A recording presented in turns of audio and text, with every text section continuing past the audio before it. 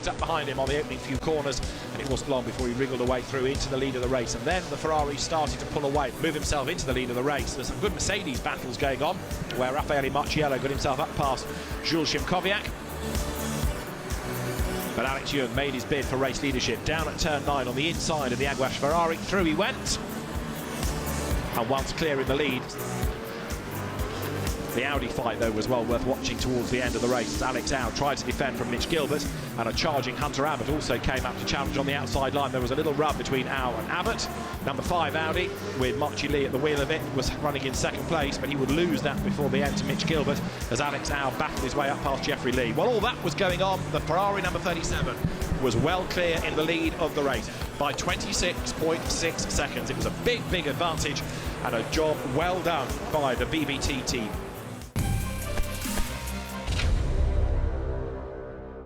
That was a look back at Sepang 2017. 2018 promises to be even more action-packed. Welcome, everybody, to a soggy Sepang. We've had a lot of heavy rain in the last hour and a half or so. The track is a bit damp offline. We've just had a single-seater support race in which those cars on the slick tyres right at the very end started to come into their own.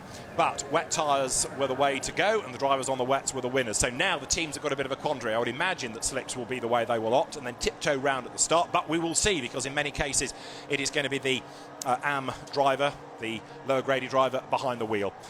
So welcome to the Blancpain GT Series Asia for 2018. And as the cars will make their way round very shortly out onto the grid, we look forward to what promises to be a great race. David Addison trackside. And before we get too engrossed in what's promising to be a fascinating hour, let's have a quick look at the Sepang Circuit with local hero Alex Young.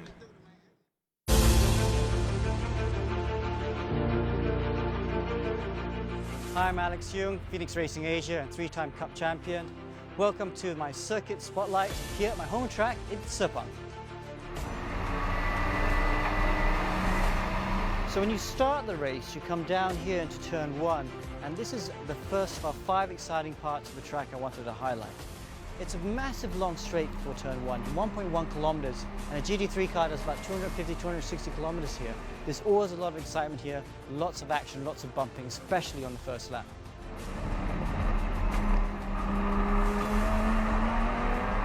Second point of interest is the fastest part of the track. It's turn 5 and 6. You can see turn 5 in the background. It's fast, it's sweeping, it's 4th gear, 200 kilometers per hour. You try and go through here without any braking, you just lift up the throttle ever so slightly, and then you try and squeeze back full throttle before turn 6. You can see it bleeds straight into a right-hander, turn 6 here. When you get this right, your heart is just pumping. It's so much fun. So the third point of interest has to be turn 9. So much action happens here, so much overtaking and coming together. But to overtake here, you have to be fast through turn 8. We always see cars coming together into this corner. It's a great place to watch. The fourth most exciting feature of this track is the sequence of corners. You see turn 12 in the distance over there. It's a very fast left-hander which goes straightly into turn 13, another very fast right-hander. But then it bleeds straight into turn 14, which tightens up so much. But in my opinion, this is the toughest corner on the track to get right. The last exciting feature on this track is actually the last corner, because there's so much overtaking here. There's a massive kilometer straight that leads onto it, and a massive kilometer straight that leads out of it. So you always see drivers jockeying for position through here. And the drivers who are most creative with those lines as they try and overtake are normally the ones that come off best. So those are my 5 highlights of Sepang. I hope you've enjoyed it as much as I have. So it is a great circuit, the Sepang International Circuit. It's 5.5 kilometres long. It's got some steep climbs and some steep drops as well, and some very long straights, which does allow the driver a bit of a breather, but it also takes the toll on the engines, of course, at high revs for long periods of time. So you can see the cars making their way down to the end of the pit lane.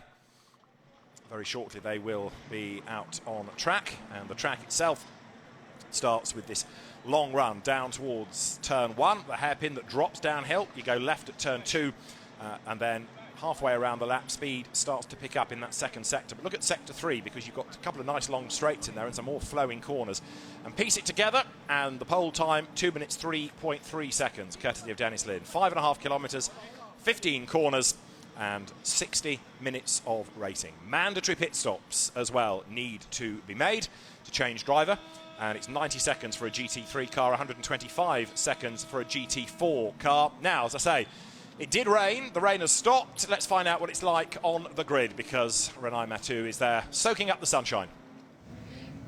Hi David, soaking up the sunshine and soaking wet. It is a hot day out here, and Sepang International Circuit has turned it up for race 1 of the season. I'm so excited. Now, it is really hot. We have seen some rain earlier this afternoon, but looks like it's sunny for now. Now, lots and lots of drivers are leaving the pits, getting ready, and I can see that they're going on their way around. We'll track down some of those drivers to have a chat to very, very soon. It's been amazing. You can see a buzz about this one. The second season starting, plenty of buzz, David. Thanks, Renai. And there you see the Mercedes-AMG safety car, which hopefully we won't need, but it's there just in case people slither off the road and end up in strife as the cars now make their way round to the grid. So as the 60 minutes of action will get underway shortly here at Sepang, the next stop would be, after the 2 races here, Thailand at the Chang International Circuit at Buriram. Then we go twice to Japan, Suzuka and Fuji, and as last year, end in China, Shanghai. But a new venue this year, a new track, Ningbo International Speed Park, mid-October. And last year in the wet, the Championship Showdown was a stunner. We expect the same this season. So the grid will be formed very shortly. I've mentioned that there are 29 cars across 10 different brands as well. Let's have a closer look at the competitors with Renai.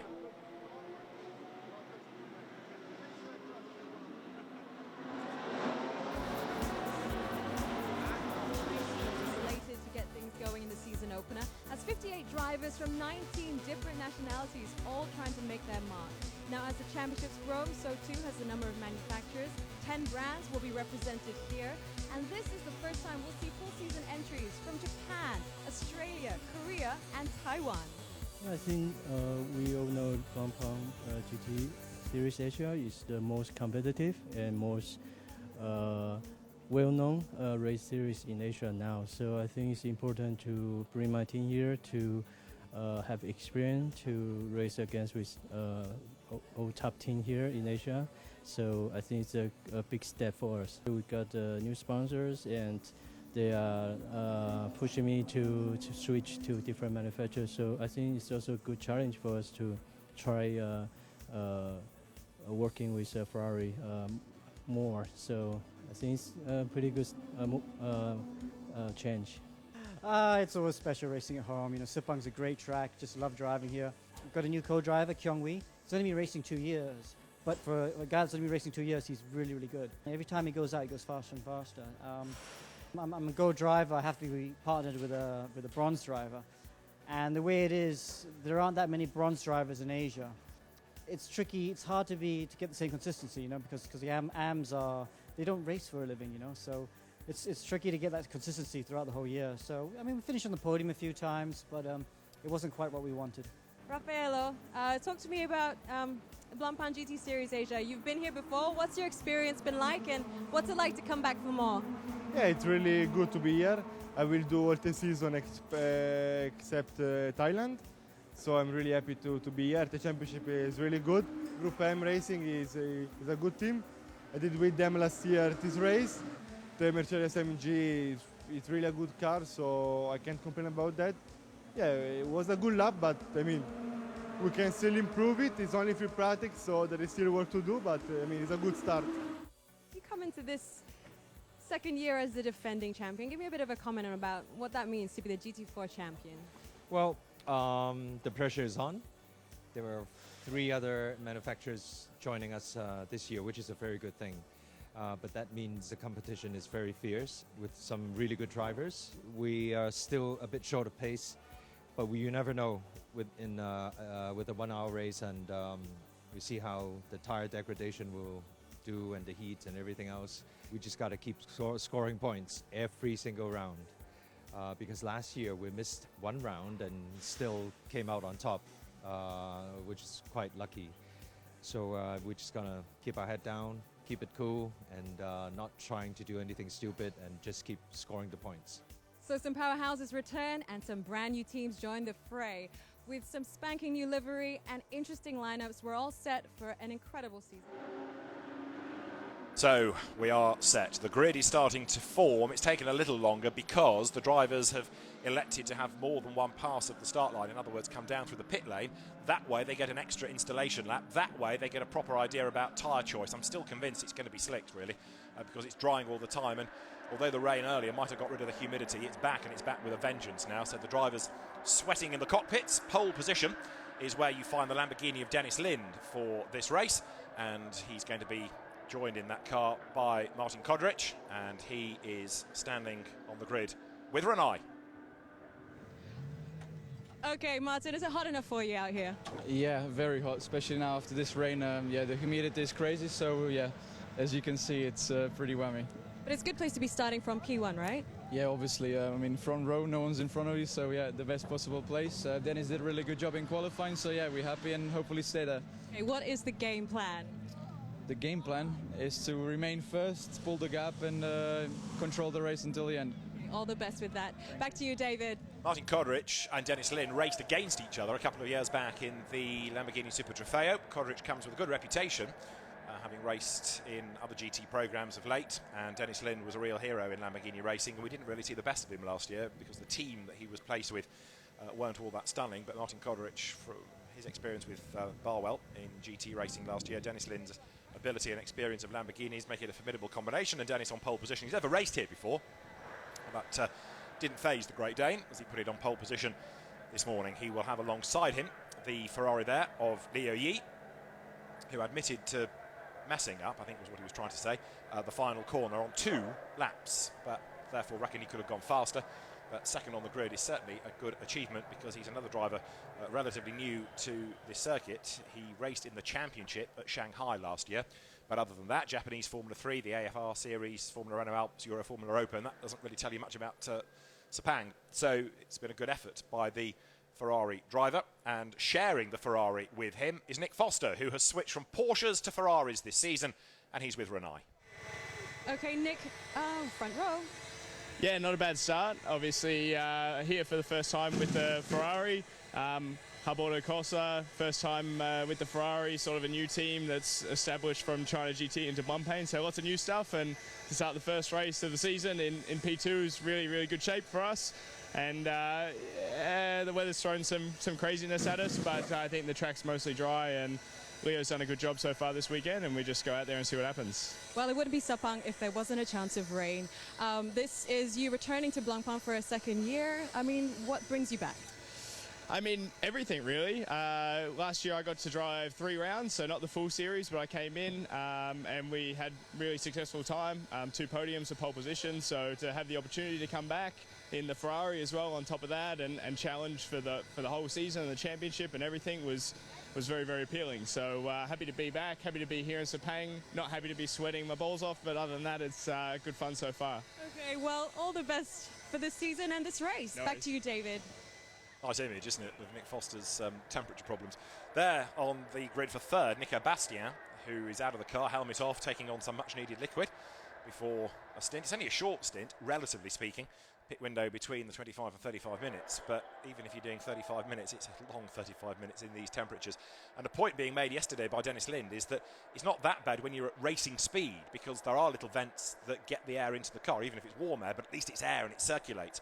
But when you're sitting on the grid like this, or you're in a long pit stop, or even behind the safety car, and you're going slower and there's less air or no air getting into the car, then life becomes very unpleasant indeed. So all the drivers hoping that we don't get any interruptions, no safety car periods, and that they don't have to stay in the car for a long pit stop as the problem is rectified. You just looked at Frankie Cheng's Audi, car 3, which lines up on the outside of the second row of the grid. The third row is going to have number 888, Bryce Bosey's Mercedes, and then there on the inside of the fourth row, 23, Eduardo Liberati in the Nissan, good to have Nissan in the championship this year, run by KCMG, that car, and Florian Strauss is the other driver. But between the Mercedes and the Nissan is an Audi of last year's runners-up Aditya Patel and Mitch Gilbert. New team running the car for this year. Mitch can explain all to Renai.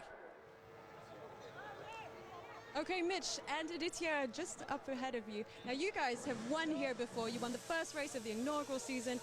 How are you feeling about this round? Yeah, I think it's good. You know, Aditya did a good lap. He put the car in sixth, so I think we can still aim for a good result from there. It's not been the easiest for us so far. We've been struggling a little bit with pace, but I think there's no reason why we can't be aiming for the podium. Okay, does losing out to the championship by just 1 point last year make you even more determined this time round? Yeah, I think by the time you get to March, you kind of forget, you forget about that again, and it's in the past, and right now we're just focused on doing what we can and just trying to do what we did last year, which was win every race we could. All the best, Mitch.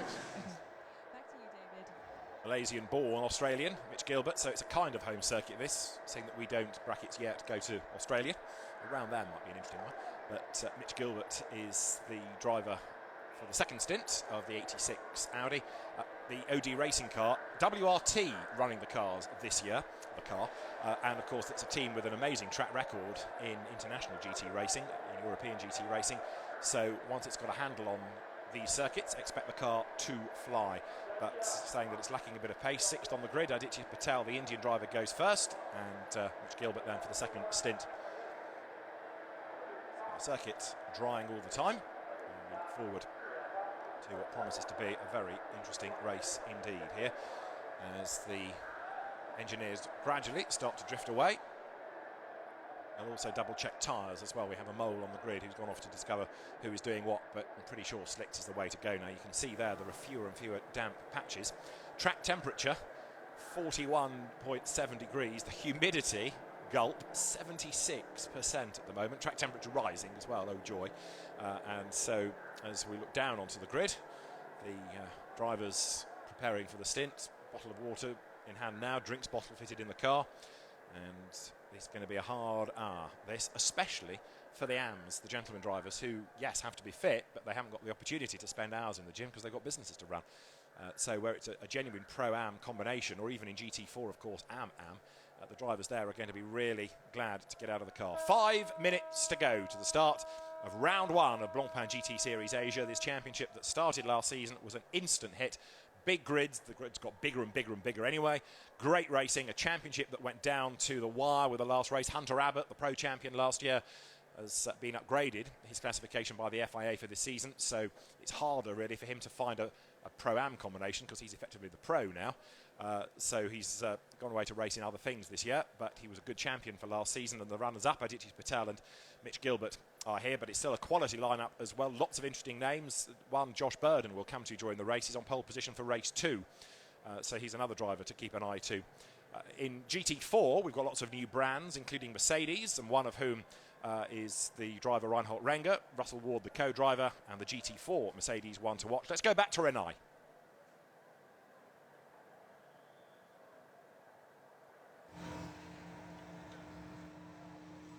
Okay, great place to be starting from, pole position, right? Absolutely, yeah. So first time for us in Sepang, first time in this league and first time with this car, so could be not better. Okay, what is the game plan today? The game plan is that we continue in the first position, definitely, that we really keep it, and then when I jump in the car, when Russell takes it to me, then I try to keep a good place and win, definitely. That's our goal, yeah. So this is your first time in GT4 as well, right? Yeah, usually I drove the GT3 category, so it's different now, but GT4 is a big challenge and it's a nice field already, and yeah, it's interesting. Is it hot enough here in Malaysia? It's pretty hot, I tell you. I'm not used to, but it's beautiful. I like. All the best for you and your teammate today. Thank you very much. Back to you, David. Reinhold Renger, somebody who's been racing a long, long time. Go back to the late 90s and you find him in the VLN and the German Touring Car Challenge, which was the sort of production saloon Group N type series. He had a Golf GTI in that. 3 minutes to go to the start. Had a few years away and has come back in the 24-hour series and even did a race in the States in the IMSA WeatherTech Challenge last year. But now committed to Blancpain GT Series Asia, and the 3-minute board shown. As far as we can tell, everybody is on slicks. So it's getting brighter. The sun is burning through again. The track is drying all the time, and it won't be long, as I say, before the track is bone dry. So the cars will be released very shortly, and then we will be in business for 60 minutes of racing.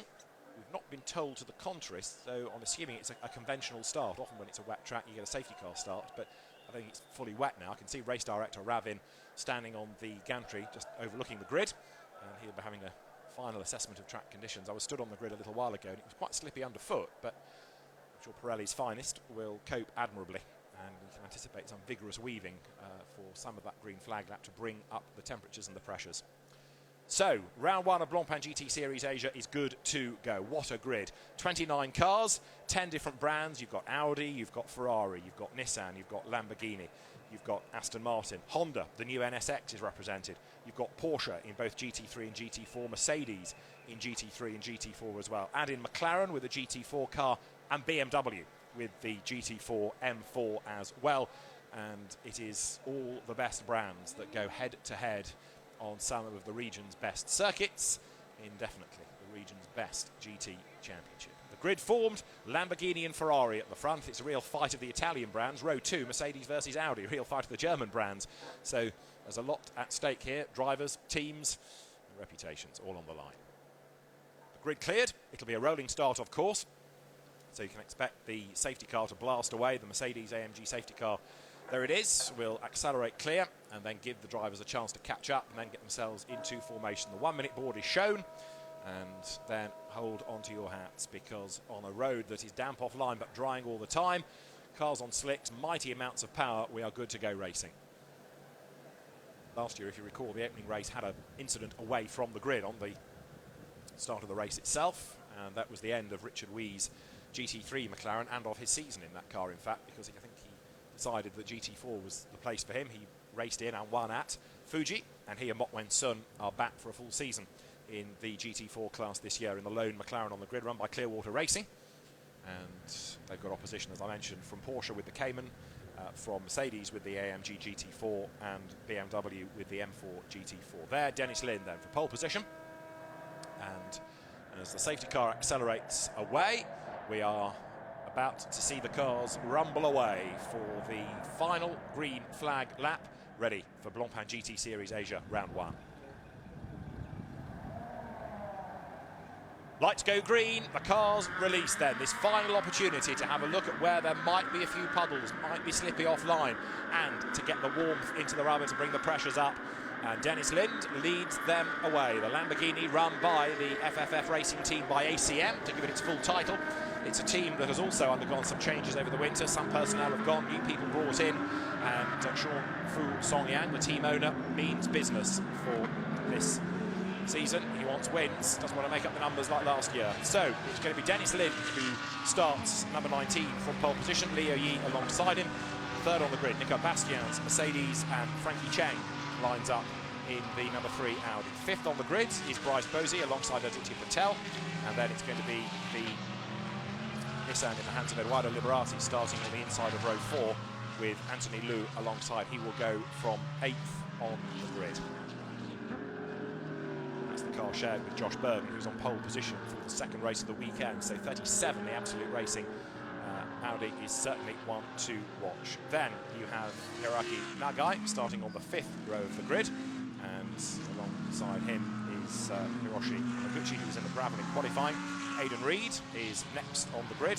Lining up alongside him is Shay Davis with the 7th row, Yuki Tamiguchi and Juwon Seo for company. Then you have Andrew Kim, and alongside him Rick Yoon in the Aston Martin. Nyota Takeda and Young Lim are on the next row of the grid. Maurice Chen shares the 10th row with Philip Ma in the Arrows Racing Honda. Then you've got Andrew McPherson running his own team, and the only Australian team to the championship. Russell Ward's GT4 Mercedes alongside Takayuki Kinoshita's BMW and Ringo Chong's Mercedes next, ahead of Frank Yu and Richard Wee. Then it's Ken Arata and Brian Lee. And the last car on the grid is going to be the Porsche Cayman in the hands of Keo Chang.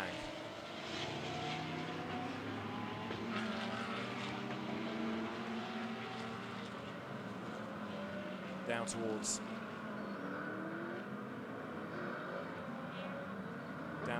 turn 13 comes the pole-sitting Lamborghini, and now they will start to get themselves into formation. So it starts to become this Noah's Ark 2x2 situation, with you can see the Lamborghini on pole position, and the sun comes through. There looks completely bone dry. There are still, as I say, one or two little damp patches offline, and that's now the challenge for the drivers on slicks, to know where they can push, and if they need to overtake, especially on this run down to turn 1, where the grip levels will be. I think pretty much everybody's going to be a pioneer on this first lap of the race. Remember, it's an hour long.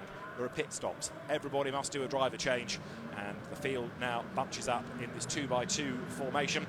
The rolling starts very tightly controlled these days in not just Blancpain Asia, but also in Europe as well, in as much as it's not just enough to be side by side. You must be in one neat line across your grid box. So you can see it's a little bit ragged. It's starting to get more in line now, but you must be in the wheel tracks of the car ahead, not darting out to the left or the right and then cars all over the road. People have been penalised in the past for not being within the demarked white lines on the road. You can see what's happening now. They're all coming out of the corner and staying one behind the other.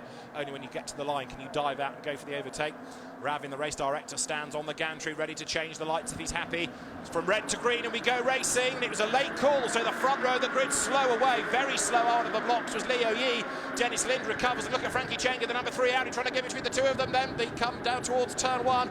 Dennis Lind will lead the way. Diving up the inside is Bryce Bosey in the silver and blue Mercedes. Can't do it. Leo Yi has managed to hang on to second place round the outside and then being hung out to dry. Adi Patel in the red Audi. Can he fight back in turn 2? He can, just, but it's going to be Dennis Lind who leads the way up into second place. Nico Bastian there in the Mercedes, having started on the second row, and they're gapping the rest of them as they climb uphill for the first time.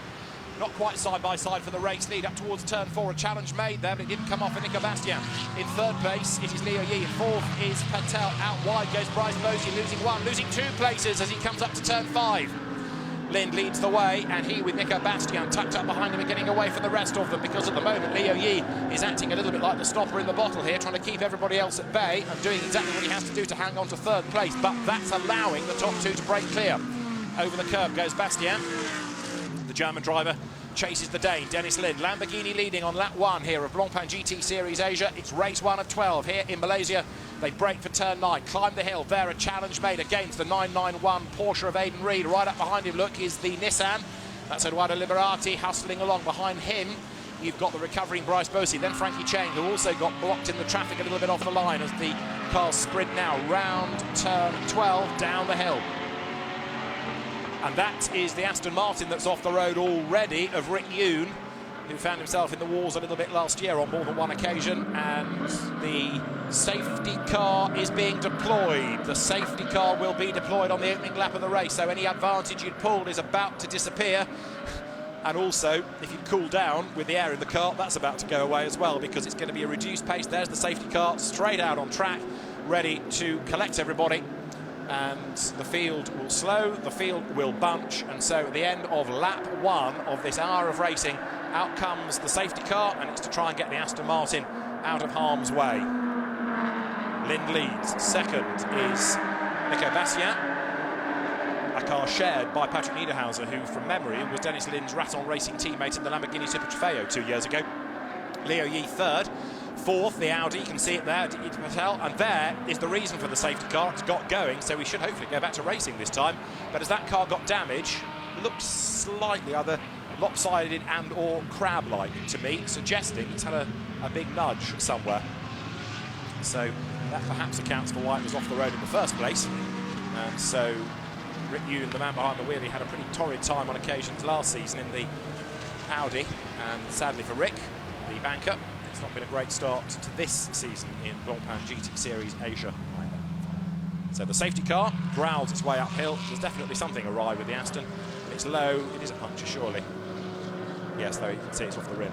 So it'll be heading for the pit lane. The question then is whether it can stay on the lead lap. If you're on the lead lap and there's another safety car, that hauls you back into the mix.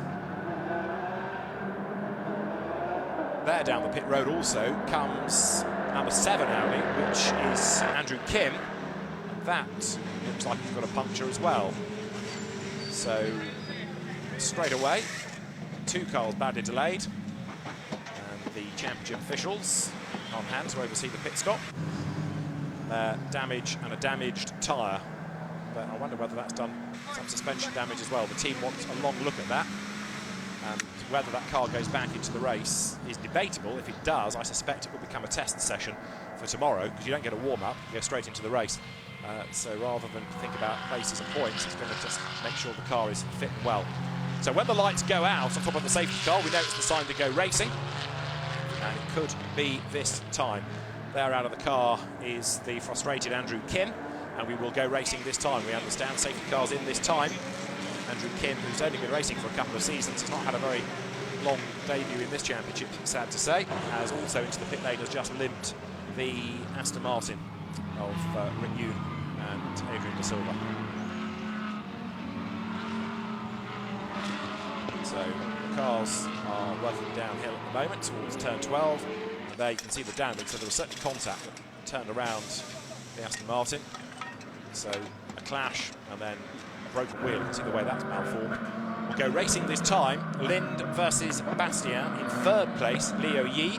And then in fourth is Aditya Patel. Fifth is Aidan Reed, and sixth Eduardo Liberati. So you've got Lamborghini, Mercedes, from Ferrari, Audi, Porsche, Nissan. 6 different brands in the top 6. Not bad going, is it? And as they weave their way up now to turn 15, the Aston's going to drop a lap for sure. And we will be back with the green flag this time. The officials are ready. The lights will go to green to say we're back racing.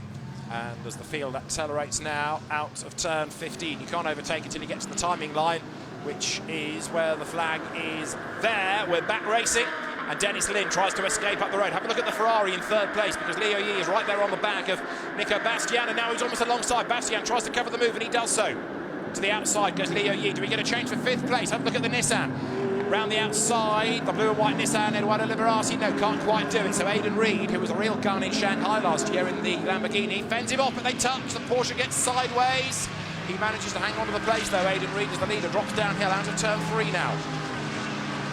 Dennis Lind leading the way and trying to make good his escape, but this time around, Nico Bastien is going with him. Is it Nissan ahead of Porsche? They were side by side up the hill, but back through on the inside goes Aidan Reed. Bryce Bosey there next in the silver and blue Gripper M Mercedes, running behind them. And then in 8th place, you've got Frankie Cheng, but now Dennis Lind is starting to stretch that margin once more as they come out of turn 6. Battle is on here. Liberati then is ahead of Aidan Reed, and Bryce Bosey looking for a way through. So this is the shuffle for 5th and 6th and 7th. The Nissan powering its way through. Makes a great noise, the Nissan. It sort of booms past you, and a flash of the lights from Aditya Patel. More in hope than in anticipation that he's going to be allowed through by Leo Yi. As there, Chang up the inside of Bryce Bosey. Can't find a way through. And right up behind them as well is the Ferrari number 8, which has got, for the opening stint of the race, Hiroaki Nagai at the wheel. Another Audi in a big hurry in the background as well, looking to try to gain places. It's 37, which is the Anthony Liu Josh Burdon car. Anthony Liu, winner here last year in race 2 in a Ferrari. He's the man at the wheel of it at the moment as they drop downhill.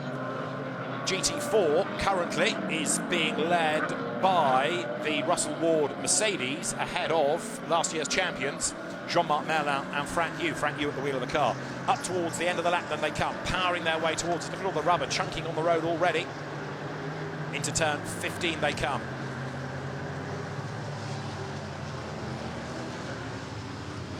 The end of the first proper racing lap, if you like. It's going to be Dennis Lind who leads the way. Now, at the restart, he was 4/10 to the good. Now he's 9/10 up the road. In second place, Nico Bastien dropping away just slightly. Third is Leo Yi. In fourth, Aditya Patel still flashing the lights in the WRT OD Racing Audi. Looks to the inside, but he's going to be caught soon. Look at the way that Eduardo Liberati closes right up there under braking in the Nissan. Liberati number 23, closing. Ex-single-seater racer, Carrera Cup Italia front runner, GT Asia champion, very experienced peddler is Liberati. And so now as the leaders climb uphill, that lead gap to the eye looks like it's coming down a little bit, because Lind to Bastien was 9/10 at the start of this lap. There's the fight raging on for third. Aditya Patel, the Indian driver, is now right on the tail of the third place Ferrari. And we confirm the number 7 Audi out of the race. News from the pits that the damage too great. So the number 7 Absolute Racing entry of Adley Fong and Andrew Kim going no further.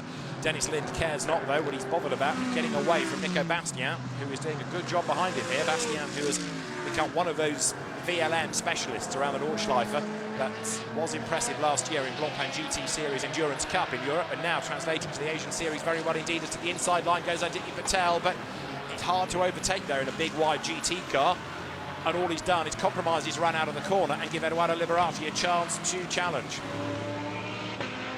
Downhill they come. In 20 seconds. Double wave yellows, and a double wave yellow is a precursor to a full course yellow in 20 seconds. FCY board up, FCY board up. Ravin, the race director, FCY board up, and that is because of the yellow Ferrari, number 28 in the gravel. You caught a glimpse of Maurice Chen off the road, so we're going to go full course yellow. Everybody slows. There's the Ferrari. That's the reason that we've got this full course yellow. So we've had a safety car early on to calm people down. Straight away, we get another incident, this time full course yellow. So that means you hold your gap to the car in front, because if you're all doing the regulation speed, you shouldn't close, you shouldn't fall back. And if gaps do come down markedly, all the data is there for the championship officials to monitor and assess, and the stewards will have a look and see if penalties need to be applied. So that means that if you're the leader and you've got a 9/10 advantage, it should remain at that as they come across the line. So it's not like a safety car where everybody bunches up. You slow to the delta speed, the gaps remain, but it could be a lap or two, this. It also has the advantage of everybody slowing, first of all, to your regulation speed, rather than all concertinaing up to a safety car. And incidents can often happen as the car ahead of you brakes and you're not expecting it. There's this chain reaction. But hopefully it won't take that long to hook the 28 Ferrari out of the gravel. This car shared by Tim Slade, another Australian supercar star, and he will be the gun to start tomorrow's race. It's a starting stint each.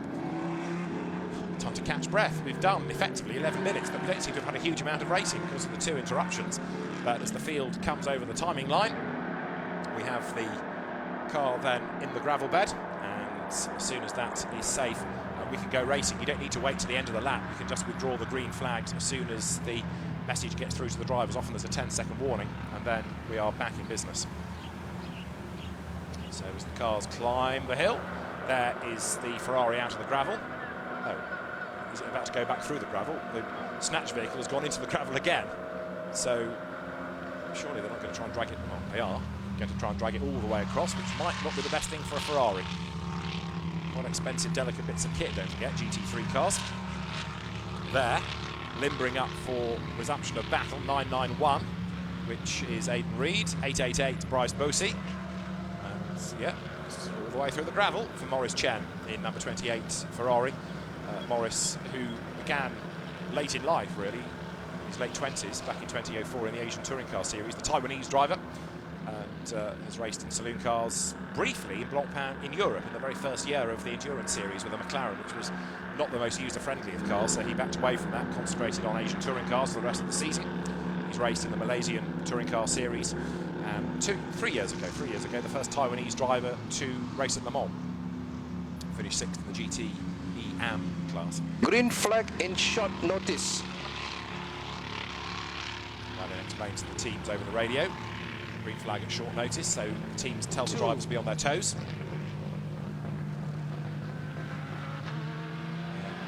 We are going green, and there, straight away, up the inside goes Leo Yi. He was on his toes quicker than was Nico Bastien, so we're away and racing, and on the green flag there, Dennis Lind tries to accelerate away, but straight away the change for second place, and Nico Bastien back up on the inside line, up the curve in the Mercedes. He did not like being stung out of that second place. He's trying to fight back as they come down the hill, and Dennis Lind is away and gone. Aditya Patel in the background, 4th, 5th, Edoardo Liberati in the blue and white Nissan, and Nico Bastien closing right up onto the back of the Ferrari into turn 14, but he can't find a way through there. The cars now power their way up towards turn 15 and the end of the lap, and the race leader then trying to build this gap, Dennis Lind, but Nico Bastien looks like he's got the pace to find a way back into second place if only he can find the room, and he does on the inside. Not quite able to level. He had a look, he's trying to prise open the door. It's a long corner though, that deceptively long, and as he comes out the other side of it, the Mercedes just ahead. Now, let's see what's got more grunt and go, Mercedes or Ferrari. They are absolutely level as they come across the line. 16 thousandths ahead was the Ferrari. Down towards turn 1 they go. Inside line Ferrari, outside line Mercedes.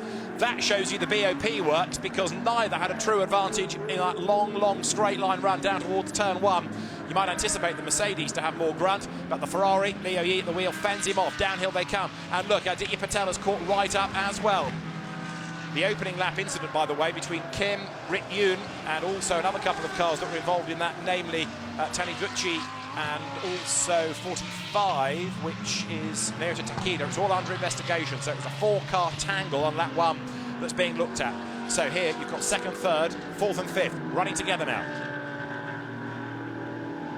Nico Bastian crawling all over the back of the Ferrari, and again tries to force the issue, but he can't quite get up the inside. This is the part of the circuit more than anywhere where track limits are an issue. So you make a move, it doesn't work, you run wide, and straight away you get a finger wagged at you. And Nico Bastian then has to temper his pace. He's up the curb, but not over it. Down towards turn 9, not a passing place, the drivers tell you, but they're all having a go to try and unsettle the car ahead. Bastian attacking and defending. He's got Patel breathing right down his neck in the blue over red Audi. And then Eduardo Liberati next in the queue as the race leader is getting away. This is absolutely great news for the leader, as up the inside over the curb, Nico Bastian elbows out, goes through, takes 2nd place back again. Downhill, Leo Yi fights back, has another look to the inside, can't do it there. Patel crawls all over the rear of them in the Audi. There's a gap and maybe a gap on the inside. Yes, Patel commits, he goes through. 3rd place in the Audi. So Leo Yi, who was 2nd at the start of the lap, drops back into 4th place. And Dennis Lind getting away inexorably now because they're all holding each other up by battling. It's great to watch. Nose to tail here. You've got Patel and Leo Yi trying to retake 3rd place, but Nico Bastian back into 2nd is getting away. Inside line Patel, outside line Leo Yi. And where is Eduardo Liberati? He's almost with them now in the Nissan. Nico Bastian comes over the timing line, getting clear of the opposition for 3rd place, where Aditya Patel's Audi just out-dragged the Ferrari in a straight line. And then you've got Eduardo Liberati going through in 5th place. The next battle packed 6th, headed by Aidan Reid. Behind him is Frankie Cheng, then Bryce Bosey in the Mercedes. Then you've got the Anthony Liu Audi. To round out the top 10, it is going to be Shay Davis in number 911. So the Craft Bamboo Racing cars bookending this little battle, which is for 6th down to 10th. And Aidan Reid in 991 hanging onto the pace for the moment. He was the 11th qualifier, just ahead of Shay Davis on the grid. So the leaders are on lap number 7 as they climb the hill over the brow. Back into view they come, and there, look, leading the way in this group is the charging Aidan Reid. And that is Patel in strife. Has he run wide? Yes. Has he got a puncture? Maybe. He was very, very wide indeed, and I'm just looking to see if the car has got a tyre problem or if it's a mechanical problem. Aditya Patel dropping down the order. He slots into the pack, but again, I think he's going offline, isn't he, going into turn 7. Let's have a look in the back. Yeah, he's up the curb. It's as though the car doesn't want to turn. He might, in fairness, be getting out of the way, knowing he's got a problem, but I just fear that that car might be in tyre difficulties. We'll see what happens when he comes towards the pit lane. Surely he's going to have to limp in at the end of the lap. But now, Aditya Patel in the first sector was going well, but he's had the problem up through turn 4 and onwards. That's where he's been in the walls and the car going slowly. So, having fought its way up into 3rd place, the OD Racing Audi, run by WRT, not Absolute this year, is falling away again. Chunks of rubber on the road there at turn 15. And up towards the hairpin at the end of the lap. Dennis Lind leads the way. Nico Bastian chasing on behind him. And look, there's no sign of Aditya Patel now as the Audi tumbles down the order. Again, the task is going to be to keep the car on the lead lap. Frankie Cheng, number 3 Audi, battling there with 911. Shay Davis, the Australian, come out of Carrera Cup and Australian Supercars, running with him. Up towards the timing line, 42 minutes still to go. Dennis Lind leading by 6 seconds now. A mighty job being turned in here. Through they go, down towards turn 1 once more. The sister Lamborghini 11th and a spin for another of the Lambos. That's the AMAC Motorsport car of Le Patron. Andrew McPherson has got it wrong. That looks like it's down at turn 14. Now, where is Patel? He's not yet ventured out of turn 15 as far as I'm aware. So that car in real difficulties. And also coming into the pit lane is 97, which is the Indigo Racing Mercedes of Juan Xiu. Patel comes down the pit lane. There he is. Does it look low at the left rear corner, or am I imagining things? Oh no, it looks smoky. That's even more serious. So, a very rare mechanical drama for an Audi GT3 car. That engine cover is off. Last year's championship runners-up do not have a happy start to the season. And as I say, it's a pretty rare occurrence that you see a smoky car and the hand across the throat from the engineer says, no, forget it, we're out. So we'll dispatch Renai to the smoky Audi and see what she can learn about the demise as Aditya Patel clambers free of the car, but big disappointment. So Aditya Patel, he just battled his way up into third place, out of the race. Dennis Lin then leads the way, but now Nico Bastien, back up into second, has done the absolute best in the first sector and is fractionally quicker in the second sector as well. So Lin, look, now starting to come across the traffic out of GT4. He's going to have to be conscious of just how he attacks this. Does he wait and lose time but play it safe, or does he press on so that he tries to minimise the time lost? Out it comes. Big Lamborghini effort in Blancpain GT Series Asia this year. 72 is the new GT4 Mercedes AMG that goes a lap down in the hands of Ringo Chong. Great character. Then we've got the Porsche Cayman, the sort of martini liveried car of Kyo Chong, and then the McLaren ahead. It's not just GT3 that has all the desirable brands, they're in GT4 as well. The McLaren, in the hands of Richard Wee, hangs to the inside line, which means that Dennis Lin has the inside for turn 2. Job done. There, Bryce Bosey level with 37, which is Anthony Liu, and he will go through, will he? Yes, and pick up a place as they come over the line. In the background, look, you've also got the Shea Davis Porsche trying to go back ahead of the number 8 Ferrari of Nagai, and he does so, outbrakes him going into turn 1. So Hiroaki Nagai drops back one spot in the ARN Racing run Ferrari 488. Another great battle this, raging on as they drop down the hill once again. Now let's try and get to the bottom of what happened to OD Racing. A very frustrated Aditya Patel out of the car, out of the race, but he's with Renai. Yes, David, Aditya, really disappointing, but what happened? We're not sure yet, we're checking, but I mean, till whatever happened, it was going well, so at least we know we've got decent pace to keep up in front again. But yeah, hopefully we find out what's wrong. Hopefully it's nothing too bad and we can fix it by tomorrow. A difficult start for you guys for the season. What are conditions like out there? I mean, because it rained a little earlier, the track was a little bit slippery, but it suits the Audi really well, which is, I guess, why I was able to make my way up through these cars. So yeah, and it was nothing I can complain about. Really appreciate you talking to us. Back to you, David. Renai, thanks. So big disappointment for Aditya Patel. Engine related, we fear, but by the sound of it, with no warning, he just suddenly had the problem. And we'll try and catch up on this. Of course, the championship website will have all the news post-race as well.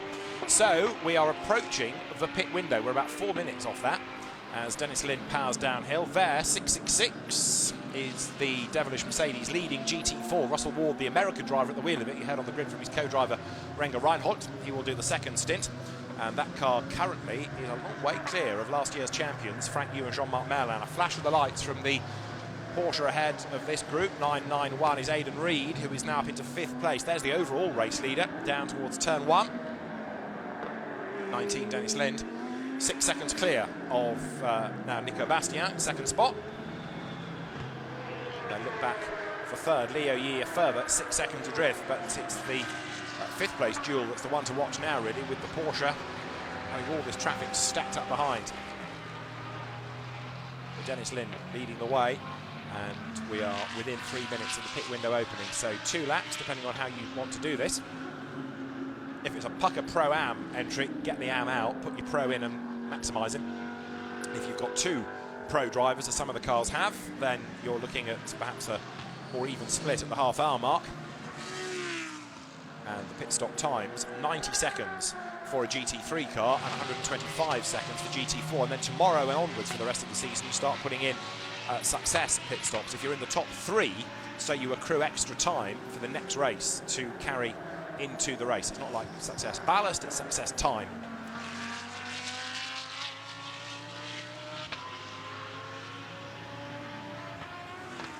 Nico Bastien running in 2nd place, pushing on. We've now got a couple of 3 cars being investigated for the safety car procedure, the most significant of which, in terms of its overall placing, is in 14th place. So actually, although they're being investigated, 1 or 2 are in GT4, but the GT3 cars is one that's in midfield. So it's not going to affect race order terribly much. Have a look at GT4. There's the GT3 leading Lambo. Behind is 666. That is the leading GT4 Mercedes. Russell Ward at the wheel of it. And look, you can beautifully contrast there, GT4 and GT3, because you've got the GT3 Mercedes behind, so it's got a bigger rear wing, it's got a much lower ride height, it's got more grunt.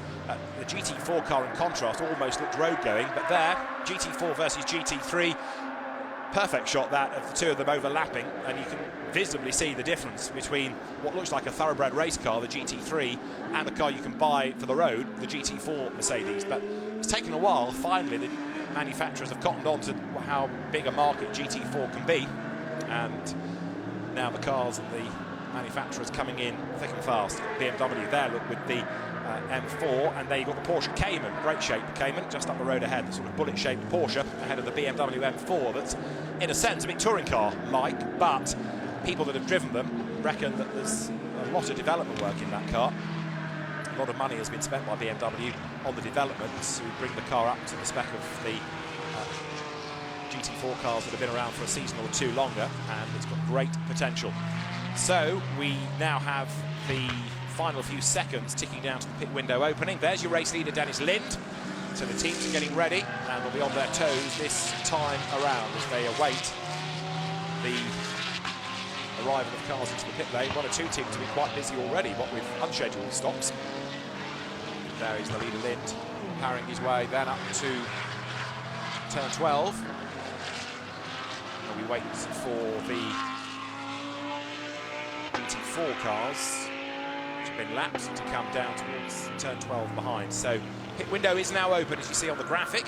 Dennis Lind leads the way, the Danish driver, who, apart from having to make sure he's got a good start and a good restart, and he has done both things with alacrity, hasn't had too much to worry about in this stint. First pit stop just coming, by the way, 45 Audi down the pit road near to Takeda to give way to Takua Shirasaka. Not yet at halfway. And temperatures are rising again as the sun has burst through. Andrew McPherson's Lamborghini down the pit lane to give way to the very quick Aussie Ben Porter, and Dennis Lind will stay out for at least one more lap before giving the car over to Martin Codry. So through he comes, and that's going to put 11 laps in the book as Dennis Lind howls past the pits. The Lamborghini Huracan, introduced 3 or 4 seasons ago.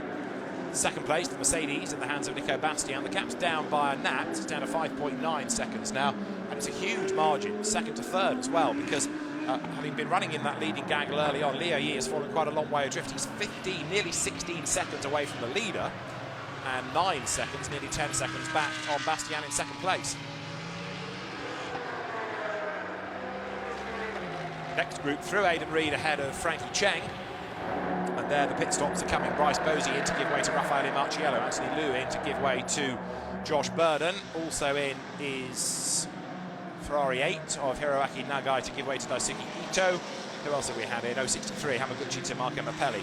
Right, so Raffaele Marciello is there ready to take over from Bryce Bosey. Raffaele Marciello doing every round bar Thailand this year, which is great news because he's a real asset to the championship. Bryce Bosey, former Renault Euro Cup racer, but has done a lot of miles of late in the 24-hour series. Gets behind the wheel for this weekend, and he has done his stint, and he's now replaced by Raffaele Marciello in the Gripper M Racing Team car. Dennis Lind leader. How much longer will he stay out for then? Coming now through turn 12 in a moment to drop downhill. There in the pits, more and more drivers come in. Remember, it's a longer stop in GT4, 125 seconds. And the GT3 team cycling through that a little bit faster. Fastest lap of the race, Dennis Lind. Pit lane getting busier and busier and busier. There is Lind as we approach the halfway mark.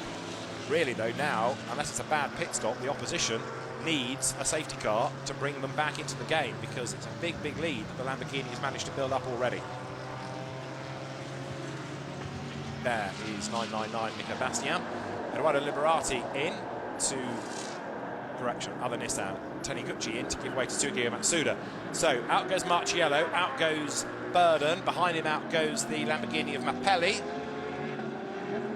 So the shuffling all starts, and there is the race leader Dennis Lind about to close onto the back of Marco Mappelli, the man with the fastest lap in a road car. Credit to his name, the Lord Schleifer in a Lamborghini Huracan, what else? But it's Marco Mappelli, part of Lamborghini's factory. Late on the brakes there, Nico Bastian clatters the board. Patrick Niederhauser, former GP3 racer, runs around the side, ready to get on board. So Patrick Niederhauser to do the second stint. And also in is Frankie Cheng, and also in is Shea Davis to give way to Martin Rum and Sandy Stuvik respectively. And a tyre change, interestingly, on 999 to tune the rears. You can do a tyre change in the first stop without any fear of penalty. And there you've got Dennis Lin leading the way, but interesting that the 999 has taken on new boots. So there also in the pit, Shea Davis giving way in 911 to Sandy Stuvik, who we saw in Lamborghinis last year, but switching brands for this season, switching teams of course to Craft Bamboo Racing. In comes Richard Wees McLaren to give way to Mok Weng Sun. Also in comes 17 Kyo Chang to give way to Masahika Ida. There he is in the Cayman. Out clambers Kyo Chang, and there is the race leading car. Dennis Lin wheeling it, and is this going to be a pretty equal split, because he'll get towards the pit in mark at the half-hour mark. So is he going to split the race between him and Martin Kodrick? Let's see. Lead, of course, slightly grown by dint of Mercedes having already pitted, but it's going to be interesting to see how Niederhauser gets on when the new tyres come in. Lin for the pit lane. Dennis Lin in, and Martin Kodrick will take over. A good stint that, as you would expect really, from a real Lamborghini Meister in Dennis Lin. Down the pit road he comes, so he's led the race for the entirety of the stint, and he's done the fastest lap of the race. You can't ask for much more than that, can you? In he comes. So Martin Kodrick on his toes, getting ready. Here is the leading Lamborghini for the FFF racing team by ACM, which has not had a win in Blancpain GT Series Asia before. Is this going to be the day? Let's see. Door opens. Dennis Lin gasping for air, clambers out. With regulation green Lamborghini netty boots. Can't walk away and have a drink just yet. Has to turn around and strap in the co-driver, plug the intercom into the helmet as well. Windscreen cleared. Remember, 90 seconds. Pit in to pit out, which is 3/4 of a lap really, and 666 being expected in as well at Group M. We understand the car 17, which is the Kyo Chang Porsche, is under investigation for a pit lane infringement. There's last year's champion Jean-Marc Merlin leaving the pits. So that car that's taken over now from Frank Yu, running second in class in the opening stint. There, Martin Kodrick gets ready to go. The background is the 666 Mercedes GT4 leader, an 81 BMW down the pit lane, which is going to now give the car to Sanako Chukasho. The very smart overalls that the BMW Team Studi drivers wear, a Japanese team based at Yokohama. So Takayuki Kinoshita has done the opening stint in that car, now hands it over. So the race leader, Martin Kodrick, downhill. He has now got Brian Lee up the road ahead of him as that marker. Through he goes. And there you've got Martin Kodrick having taken over from Dennis Lin's excellent first stint, powering his way out of turn 4. This is turn 5, speed building all the time. Ideally, drivers want to take this flat, but there's always a bit of a psychological lift, really. And then you're back on the power through turn 6, where the exit is slightly off camber, so the car goes light, about 170 kilometres an hour to that point. One arc, third gear, all the way through 7 and 8, and then down towards turn 9. It's a first gear corner in the Lamborghini, this. Hard on the brakes, slowest corner on the lap. So there, Martin Kodrick climbs the hill, up towards turn 10, up to third gear, hold third all the way around towards turn 11, where it tightens. You drop to second as you come down the hill. Eduardo Liberati in to give way to former PlayStation gamer Florian Strauss, the German. Another driver new to Blancpain GT Series Asia this season.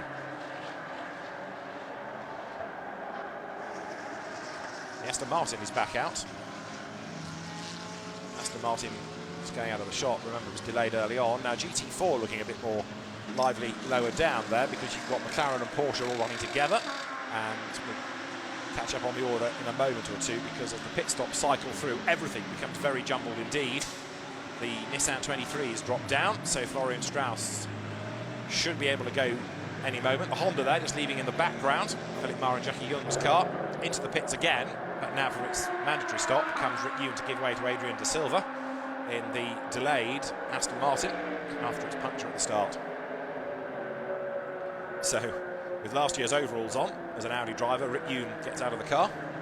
Came out of the Audi R8 Cup, in fairness, as well. Number 3, Martin Rump, there, ahead of 63, Marco Mappelli, both of whom are rather underrated, Martin Rump especially, the Estonian driver. So, over the timing line goes Raffaele Marciello. Let's see what his lap times are going to be like in 888. Marciello, who drove here with champion Hunter Abbott last season, but the only event that he did, and on his outlap he's just done the absolute best in the last sector, so this car could well be in the mix now. You've got 25 minutes and change on the clock, and it's looking interesting, that is for sure. Race order I'll give you at the end of this next lap, because we've still got a few stops being completed and cycled through. Number 5 over the timing line is the Audi that now has Alex Young at the wheel, the Malaysian hero, former Grand Prix racer of course. And although it doesn't seem that long ago that he was in junior single-seater racing in the UK, his son has started racing in Formula 4 now, which rather dates us all. Fastest lap of the race still claimed by Dennis Lind, and he should still be ahead on the pit stops. As there you see the Nissan, again it booms its way up towards turns 7 and 8. This is the car that now has Florian Strauss behind the wheel. It led when it pitted with Eduardo Liberati up. 25 minutes of the race to go.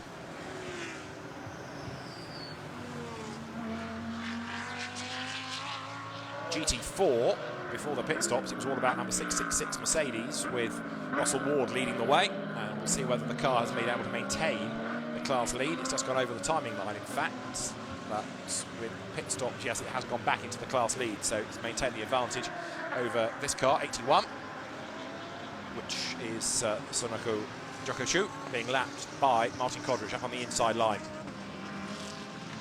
Lamborghini then, GT3 laps BMW GT4. 24 minutes and change on the clock. Up towards the line comes the race leading car then. It is still number 19 that holds sway, and past the pits goes Martin Kodrich. Now where in all of this is second place, and what is the gap? It's Patrick Niederhauser's Mercedes is there, 2 cars behind. You'll see the traffic, and then Niederhauser 3.5 seconds is the margin. Now remember, the Mercedes is on new rear tyres. Is that going to help? Let's see. Patrick Niederhauser drops down the hill. Martin Kodrich leading the way, but he might have to dig deep here. Let's see. Pit window is done, pit window is closed. In 3rd place, Nick Foster's Ferrari. 4th is Liberati's Nissan. 5th is Marciello.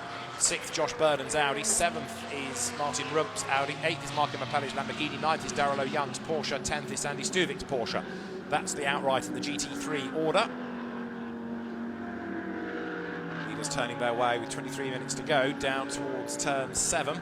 And now it's going to be the sector times that are of interest. Is this gap going to come down between the top 2? Sector 1, we'll see, because the leader has gone through and it's up by 62 thousandths. So Martin Kodrich just fractionally quicker than Patrick Niederhauser. That might be down to Niederhauser having to get past the traffic, because he's just put a lap there on Ben Porter in the Andrew McPherson owned and run and driven Lamborghini.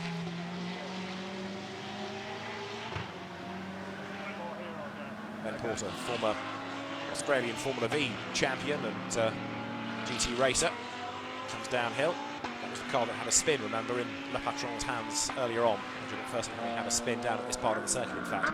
So there, Patrick Niederhauser around the outside of the traffic, picks off the Cayman out of GT4, and now sets off in pursuit of the race leader, the former Formula Abarth champion, Patrick Niederhauser. Sprints up towards turn 15. There is the Mercedes, lights flash at the traffic. Sector 1 he lost out a little, Sector 2 gained a little, so the pace is looking good. And the new rear tyres, certainly something to factor in. 82 BMW now has got Max Chen at the wheel. Another car to watch in GT4, we'll come to that in a moment, because GT4 is getting ever more competitive as we've now got the Mercedes leading from 11, Tony Fong's Porsche, and 82 is down to 4th in class, scrabbling its way through there against number 17, which is the now Masahiko Ida BMW. Through they come, together. BMW goes ahead then, so 82 back up to now 7th in class. And Ida's Porsche dropping to 8th, and behind them is Josh Burden's GT3 Audi that's going to dive up the inside. Number 17 Porsche, they're still under investigation for a possible pit lane infringement, but no more news on that has been offered up yet. So the leading gap is 3.3 seconds. At the end of the last lap, the chasing Niederhauser was a fraction faster than the leading Lamborghini. Martin Kodrich at the wheel of it, so the gap coming down just a little between the top two. There's the GT4 leader. It is now Renger Reinhold behind the wheel. The car started by Russell Ward, powering his way uphill.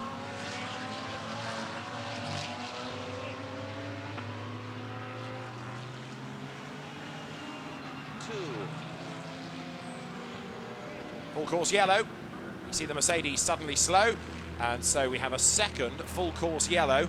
Few think to the race leader, thank heavens it wasn't a safety car, but sometimes these do develop into safety car periods. And we understand that off the road has gone 69, which is the Aston Martin. Again, it's had a real checkered race, and that looks like at the exit of turn 4 into turn 5, just over the crest, it has come to a halt on the side of the track with Adrian De Silva at the wheel of it. So full course yellow is called for. Car 69 is the stopper, that's why we've got the FC white.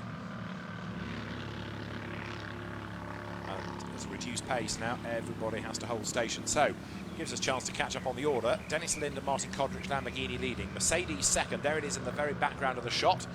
Patrick Niederhauser at the wheel. Third is Nick Foster's Ferrari. In fourth place, Florian Strauss with the Nissan. Fifth, Raffaele Marciello's Mercedes. In sixth place, it's Josh Burden, 37 Audi. Seventh, I should say, is number 3, Martin Rump's Audi. 8th, 63 Lamborghini, Marco Mappelli. 9th is 991 Porsche of Darrell Young, and 10th is 911 Porsche, Sandy Stuvik. In GT4, class lead for 666 Renger Reinhold, ahead of the number 11 Porsche of Tony Fong. Third in GT4, Porsche Jean-Marc Merlin, last year's champion. Fourth in GT4, BMW of Sonako Jokoshu.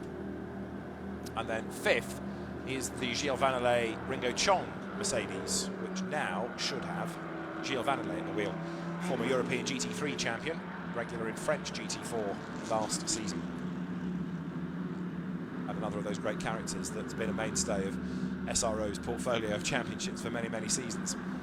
So the Aston Martin, in its fruit colours of lime and orange and lemon, is pushed off the circuit. And as soon as it's out of harm's way, we can go back racing. All being well, of course, the full course yellows can be withdrawn very quickly.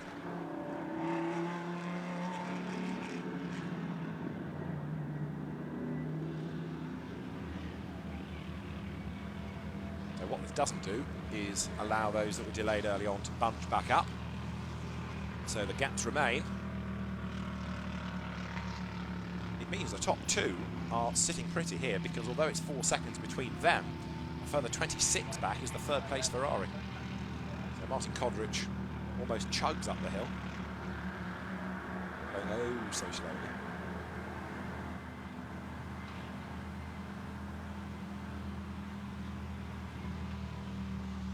There through is number 19, race leading Lamborghini, which has really stamped its mark on this race. Pole position, race lead. It's led every live lap, excluding those under the pit stop window, where it made it stop. And it has also done the fastest lap of the race. There's the full course yellow board. As soon as that goes in, we know we're going to go back to racing. And it's almost in. Race director, radio in hand, will announce any moment. Green flag in short notice. Green flag at short notice means be on your toes. 5, 4. Here we go. 3, 2, 1. Green flag, green flag. We're back racing with 17 minutes and 20 seconds on the clock. There, number 5, Alex Young, goes through 12th place for the Audi. And now let's see who was quicker away. Was it Niederhauser or was it Kodrich? The gap starting this lap was 4.2 seconds.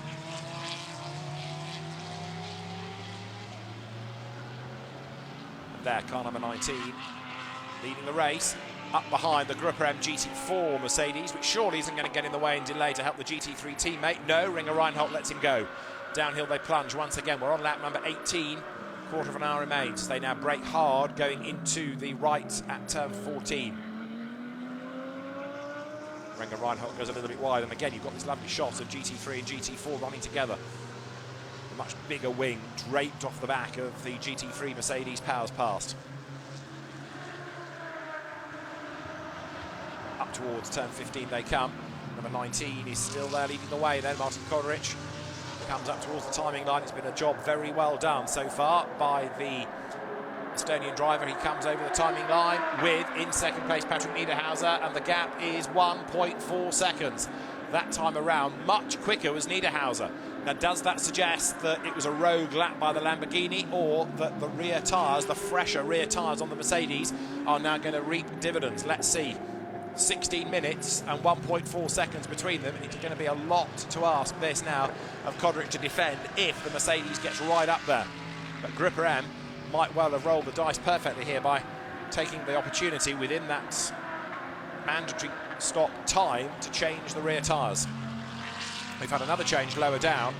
Fourth place, Raffaele Marciello has gone ahead of Florian Strauss, and also Marco Bappelli has got himself up past Martin Rump. So now Kodric's got to push. He's got to try and extend this margin, no question about it. Short straight now, they run between turns 7 and 8. And we've got a couple of team managers being summoned to race control, both of them out of GT4, Team Saad and Taiwan Top Speed Racing Team. Here are the race leaders though, 1.4 seconds the margin at the start of the lap, and the gap was down by half a second in the first sector this time. So with slightly fresher rubber, the Mercedes looking better now, looking stronger. And Patrick Niederhauser rumbling on to try and get up onto terms with Kodric. Now, given that the BOP should equate the cars, does it mean that once he's caught him, he'll struggle to get past? Or, given the fresher tyres at the back, once he's caught, he'll just drive past and pull away? Up towards turn 14, second gear corner this. It's a tighter hairpin, possible passing place if you can force the car ahead to run wide. And now this long, fast straight up to sixth gear. 235, 240 kilometres in the Lamborghini before you arrive at the hairpin, and then it's down to first gear. Into the hairpin they come. You brake earlier as your stint goes on here, as the brakes start to get a bit more tired. So as they come out of the hairpin, over the timing line, it remains the Lamborghini ahead. Those team managers I was mentioning are being summoned because the pit stops were too short. They were under the regulation time, so they've got to go and account for themselves and then potentially serve a penalty. The leaders are separated by half a second and 14 minutes on the clock. Out of turn 1 then they come. First gear corner. Grab second, plunge downhill. Hard to overtake here unless somebody runs wide, or it's the opening lap of the race and you can really force the issue and get your elbows out. Kodric leads Niederhauser. Long climb up the hill of the Mercedes, has the grunt out of the corner. 220 kilometres an hour, hard on the brakes, heavy braking zone. Second gear through turn 4. Kodric then, certainly under attack, certainly under pressure, but doing absolutely the right thing here, keeping at bay the Mercedes as they thread their way out of turn 5 into turn 6. Pair of them absolutely as one now. Kodric certainly feeling the pressure, using all of the road and then some, running out wide out of turn 6 and 7. Bounce over the curb then. Through turn 8 they come, and now the run towards the first gear, left-hand hairpin at turn 9.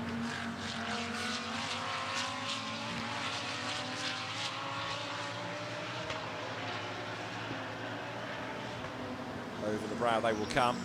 13 minutes on the clock. Can Kodric make the Lamborghini that wide for that long? Drop downhill now.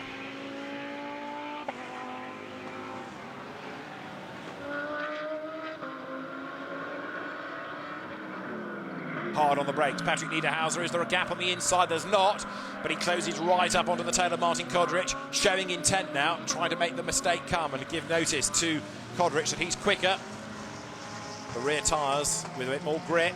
He's sitting in the wheel tracks. Does he make a move on the inside into turn 15? He thinks about it, goes one way, then the other. Kodric defends, but is it inevitable that the Mercedes is going to go through? It'll be interesting now on the drive out of the corner if it can get the traction down better. Let's see.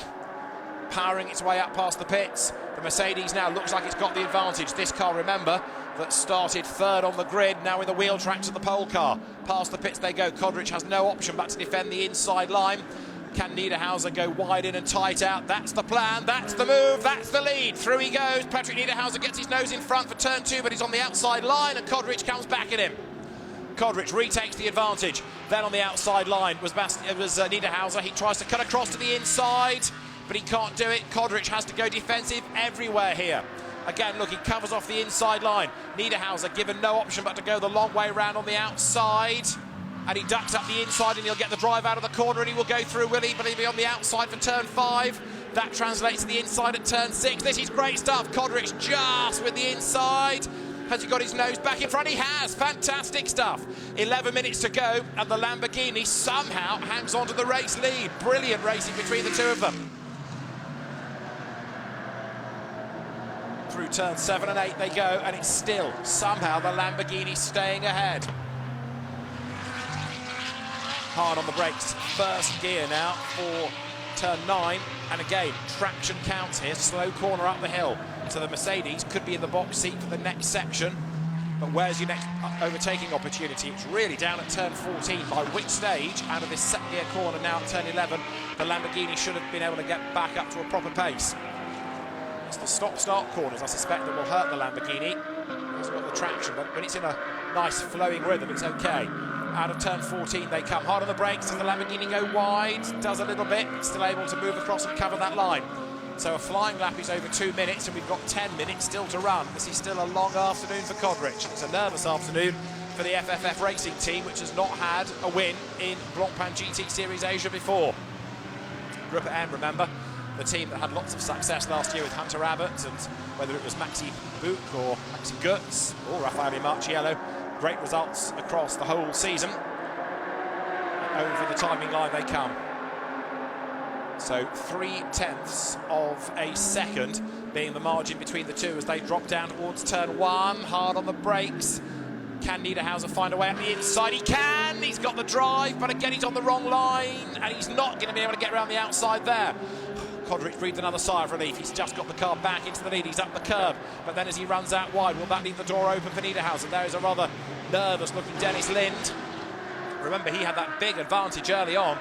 But the Mercedes, with the better tyres now, is absolutely hacking away at it. All over the back of the Lamborghini. 9 minutes to go. And again, just as we saw on the previous lap, inside line, out of turn 4. Outside for 5. Doesn't level this time. Niederhauser slots back in behind him. It's still the Lamborghini ahead, but only just. Nose to tail, Lamborghini versus Mercedes.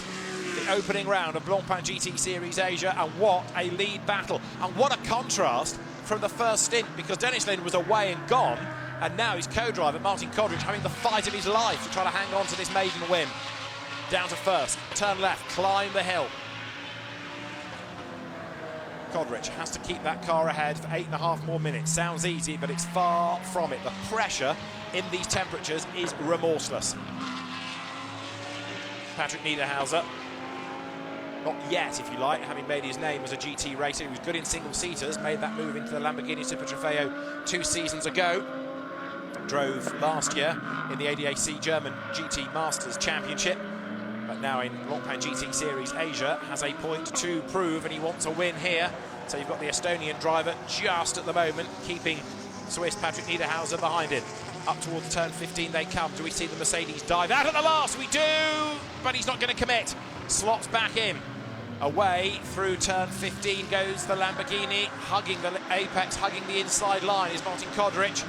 FFF racing team can barely watch because, if you like, in a sense, every lap the car's ahead is prolonging the agony, because even they must feel the Mercedes now looks a little bit stronger. Down towards turn 1 again. This is where Niederhauser has been able to make a move in the past and try and unsettle the Lamborghini. Kodrich, though, thus far is doing a grand job, and this time he's got the inside line well and truly covered. The door is closed and it's locked and bolted and the key thrown away. Downhill they come, nose to tail, 7 minutes and change now remaining. If Kodrich can hang on, it will be the drive of his life. Uphill they go, inside line at turn 4 this time, looked for by Niederhauser, can't do it.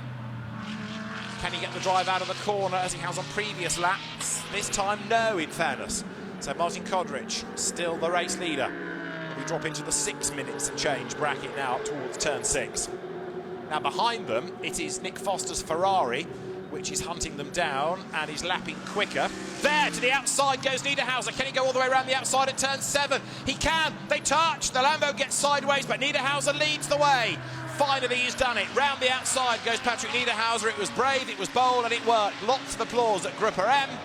And there'll be disappointed faces, no doubt, at FFF Racing Team. So, Patrick Niederhauser is now the leader. There'll be some head scratching, I would have thought, within FFF as to where that big lead all went to. But with those new rear tyres that we saw being put onto the Mercedes, it's working well now for Niederhauser. He leads with 6 minutes to go. Kodrich gave it his best shot, but Patrick Niederhauser now leads the field. Downhill he comes. A very impressive drive. The Swiss driver it is then who comes through turn 14 ahead. And can he hang on in there? It's got to be error-free. It was a great defence by Kodrich, but in the end, it was a very opportunistic move at an unusual place by Niederhauser that perhaps got Kodrich off the guard just a little. And we'll have another look at it in a moment, because you don't normally go and make a move at turn 7, and certainly not around the outside. It worked very nicely indeed for Patrick Niederhauser as they come up towards the line at the end now of that 23. So here it is, nose to tail, coming out of 6. Kodrich covers the line and then suddenly realises that he's left the door open on the outside. But that's all right, it's the outside line. You don't challenge there, do you? Do you? You do. And Niederhauser round the outside. There's a brush between the two. But at that point, Niederhauser was committed and he was coming past. So Patrick Niederhauser leads the way, heads downhill. Despite that brush, doesn't seem to have done either of them any harm. The gap then was 1.4 seconds as straight away the Mercedes pulling clear. Contact between those two cars is under investigation. That little rub between them is being looked at, but I've got to say, I don't think there's anything sinister. That's just two hard racers racing hard. And now Patrick Niederhauser getting away up front. Dennis Lynn still has the fastest lap of the race to his credit, but that's no consolation now because he wanted a win. There, Craft Bamboo Racing's twin Porsches have got themselves together. They are quite a long way down all of a sudden, 10th and 11th. Sandy Stuvik ahead of Daryl O'Young. What else have we got going on? This is the battle for 7th. Marco Mappelli ahead of Martin Rump in the Audi. Martin Rump there closing up a little bit under braking at turn 4.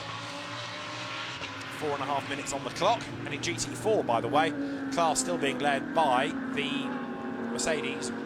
Renger Reinhold at the wheel as through the traffic goes this battle between Mappelli and Rump. And wide goes Mappelli, coming out the other side, having just put a lap on Tony Fong's Porsche Cayman, the GT4 Club Sport. Very wide, really hustling on now is Mappelli, chasing after Josh Burden in Anthony Liu's car. That's your GT4 leader. It almost looks like a safety car's come out because it's limited on livery and it's so standard in comparison with the GT3 Mercedes you get used to seeing. But that is the GT4 class leader, Renger Reinhold, having taken over from Russell Ward behind that car, behind that car's wheel. It is now ahead of Jean-Marc Merlin's Porsche by 27 seconds. A big, big lead in the class, that. So 3.5 minutes still to run. Down through turns 7 and 8 goes the Mercedes now.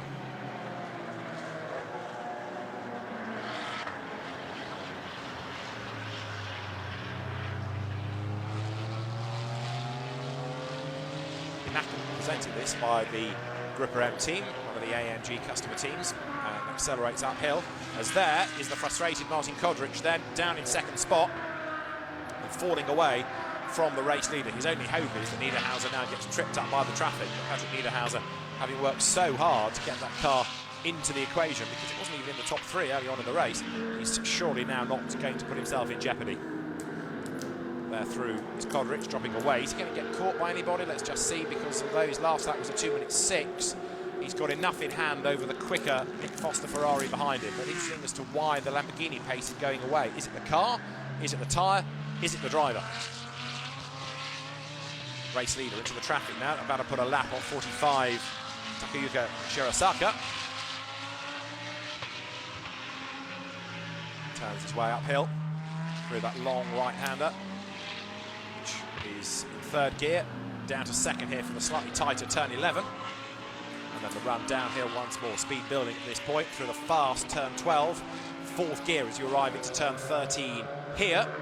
And then slow the car down to second for the tighter part of the corner. And you climb uphill a little bit at this point as well. And sideways there, Niederhauser as he carried a bit of speed into the corner.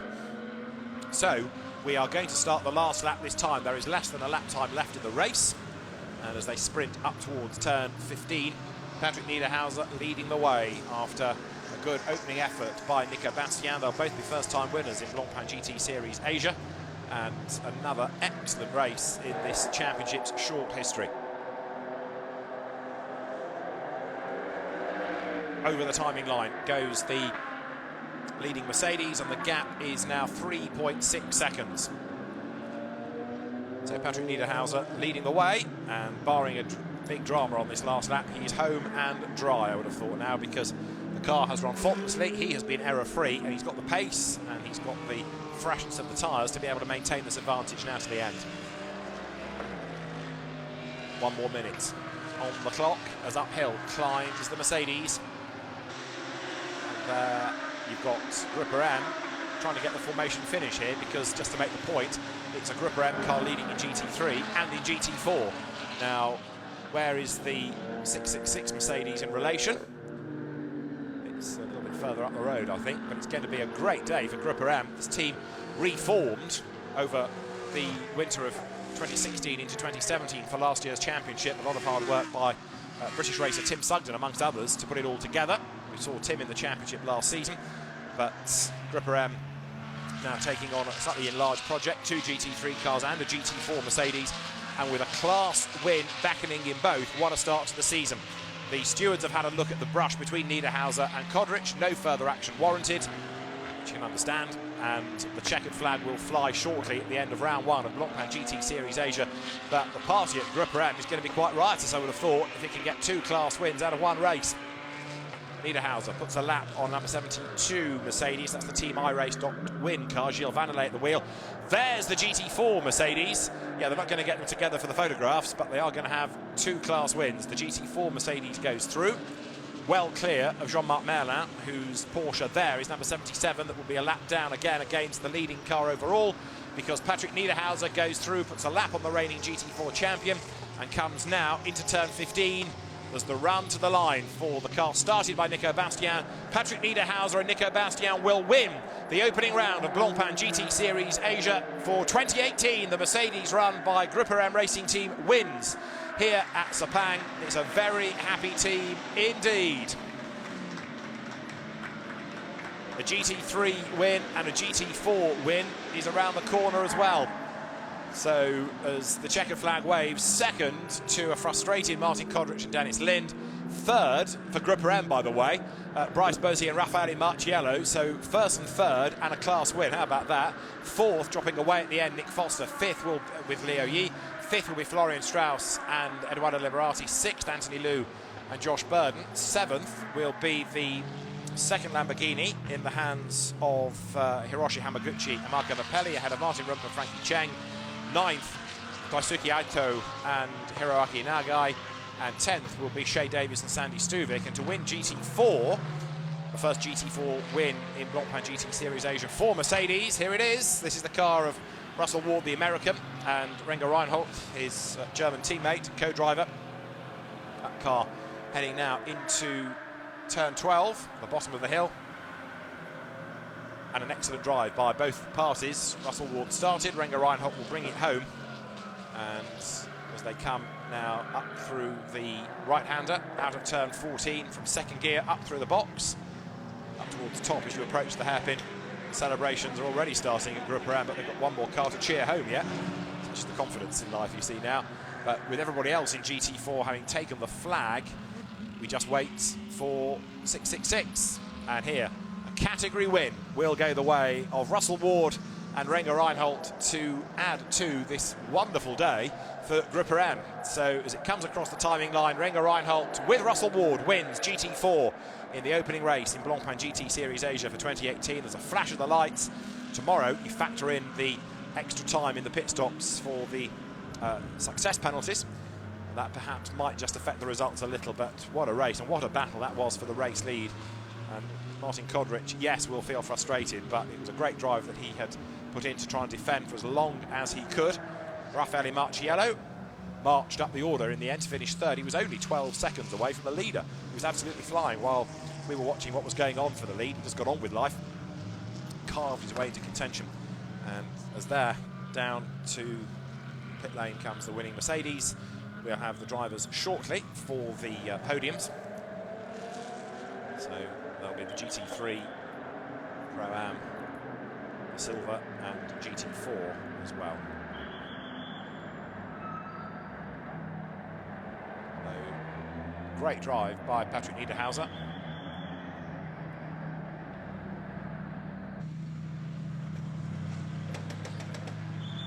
Out of the car. We'll get already there is Nico Bastian.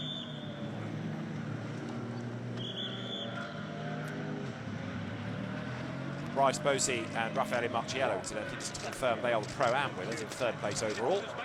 Second of the Pro-Ams, Anthony Liu and Josh Burden. Third of the Pro-Ams, Maguchi and Mapelli.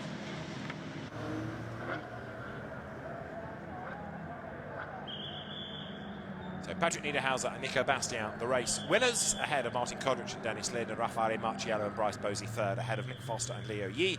Florian Strauss and Eduardo Liberati fifth, and sixth Josh Burden and Anthony Liu. Right, let's hear from our victorious winning Mercedes drivers. Renai is on the spot. Teammates just run off. Congratulations. Yeah, thank you very much. A beautiful start into the season. It's just a perfect start for sure with B1. We were third in qualifying, but I could overtake the Ferrari quite fast. Then I had to overtake him a second time, which I really don't like when I have to overtake cars a second time. But yeah, at the end, Patrick did a mega job. We could save tires a little bit in free practice sessions. That's why we had a new tire set now. And yeah, it paid off. Yeah, so Patrick, actually, it's his very first race in the Mercedes AMG, and then straight away a winner. For him, it's also great. Huh? Congratulations then, Patrick. Are you ready? Sorry, I didn't understand you. Oh, thank you. Congratulations. Thank you very much. Yeah, it's been a tough race already from the start. Nico did a really great job. I think we're a bit unlucky there with the full course yellow, but he overtook him back, and then yeah, took the car in P2. Had quite a gap to close, but yeah, our car was maybe not as quick as the Audis in qualifying, but we had a really good race pace. So yeah, I was able to catch him up with a great strategy. Then the overtaking was harder than I thought, but yeah, we had a little touch, but I think that's GT racing, so I'm really happy. Was there a little bit of a touch? Yeah, he touched me twice, but obviously, you know, we were fighting door by door. He was on the inside, so yeah, almost spun, but I took the risk there as he made a mistake, so yeah, really happy. Incredible racing to watch. Congratulations, enjoy that. Back to you, David. Renai, thanks. Very happy drivers. Then Nico Bastian, Patrick Niederhauser. What a debut in Blancpain GT Series Asia as well. I suspect the mood of Martin Kodrich and Dennis Lind will be a little bit more muted in comparison because they came so close to a win. In the end, 4 seconds was the margin, but really the relentless pace of the Mercedes with the fresher rear tyres that they took on at the pit stop was always going to play against them. But Martin Kodrich did a ripper job of hanging on for as long as he could. And we also have, as I was mentioning a moment ago, third. So more success for Group AM, not only third overall for the other GT3 car, but they win Pro-Am, Bryce Bosey and Raffaele Marciello. The drivers will be rounded up for the podium shortly, but let's hear from Martin Kodrich and Dennis Lind second. So near and yet so far, Renai. Congratulations, still on the podium. I know you probably wanted a bit more out of that. Yeah, I think we got beat a bit by Merck there. They were just on the right strategy. We were gambling a bit on tyres, and yeah, it just seemed like they were a bit more clever than us. Martin did what he could to hold them off. He did a really good job. Not much you can do against French tyres, in my opinion. Some tough moves from you in that final few laps. Yeah, I mean, it was a really tough race. Dennis did everything he could. He did a fantastic job, pulled away. We thought we had it, really.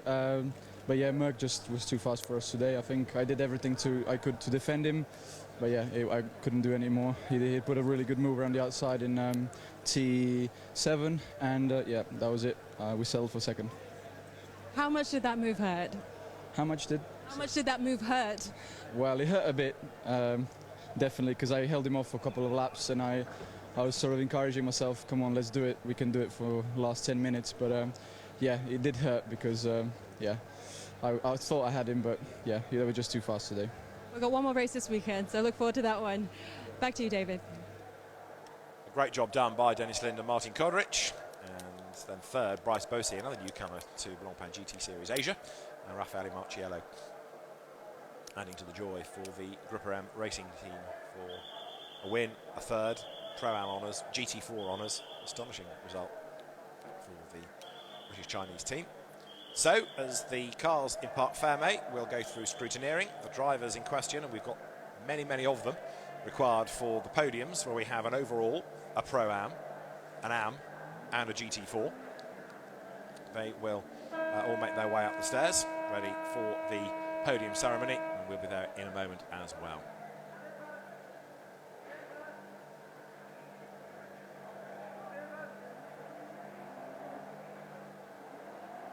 So we'll have a look at the best bits of race one, and there were lots of good bits in a moment. As you see at the foot of the pit lane, cars, more delectable GT machinery making its way onto the circuit.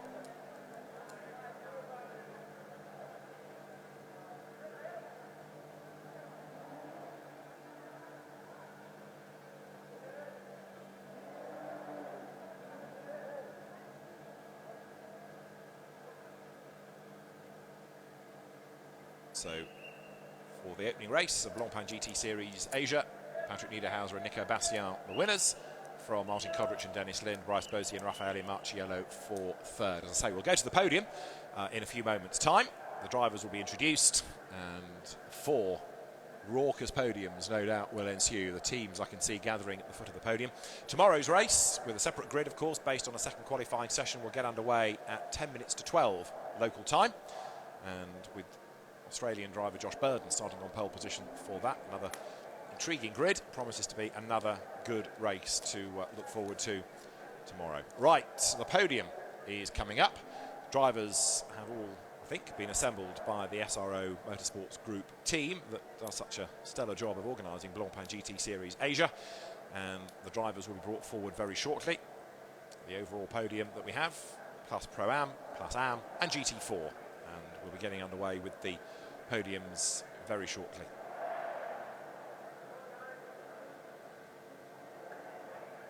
Matteo Braga from Pirelli standing by to do the honours for the first podium at least.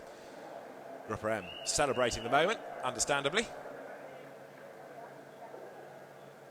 And there is the podium as we are ready for the podium. It's a win for Patrick Niederhauser and Nico Bastien in round 1 of Blancpain GT Series Asia. Let's join Renai on the podium. Ladies and gentlemen, your first race.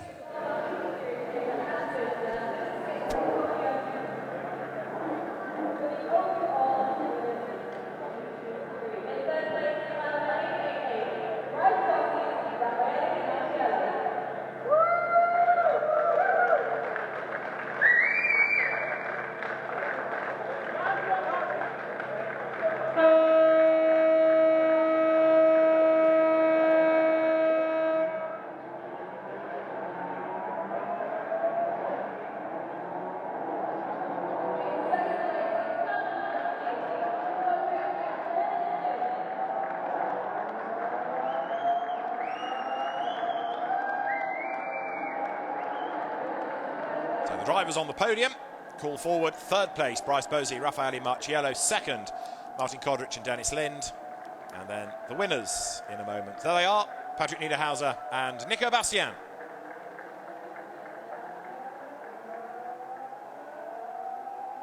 Matteo Braga, the circuit activities manager from Pirelli Tyres, steps forward, hands over the trophies to Bryce Bosey and Raffaele Marciello, newcomer Bryce Bosey to this championship, but ex-Formula Renault racer, pretty experienced in this type of racing by dint of being in the 24-hour series for a number of races in the last couple of years.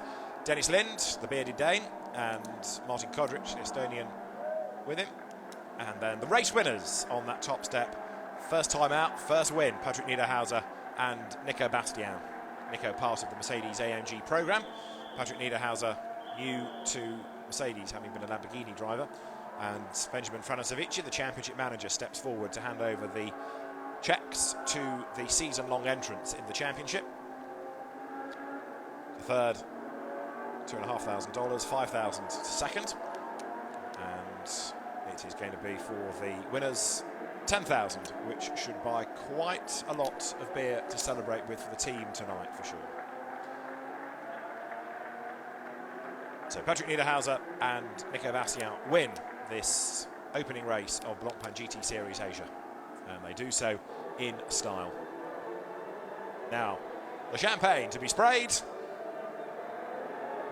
And seeing that they are desperate to cool down, it's no surprise that just about everybody gets a soaking.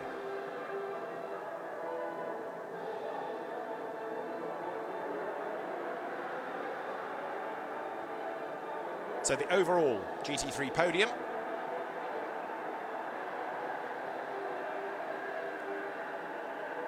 A job well done by Patrick Niederhauser. The way that he fought back into contention, mightily impressive. Patrick Niederhauser and Nico Bastien, winners of round 1 of Blancpain GT Series Asia.